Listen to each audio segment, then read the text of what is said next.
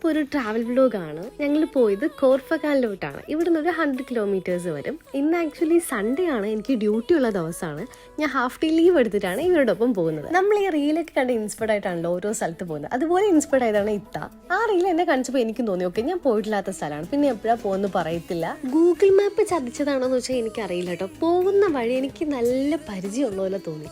ഞാൻ last UAE വന്നത് 2023-ലാണ്. ആ സമയത്ത് ഞാൻ ഇവരുടെ കൂടെ ഈ ലൊക്കേഷനിൽ പോയിട്ടുണ്ട്. ഇനി വേറൊരു സർപ്രൈസ് എന്താന്ന് വെച്ചാൽ, ഞങ്ങൾ റിയലി കണ്ടതും എൻറ്റയർലി ഡിഫറെൻ്റ് ആയിരുന്നു. ഈ കോർഫക്കാൻ നമ്മൾ ഒരു ദിവസം കണ്ടതല്ല കേട്ടോ.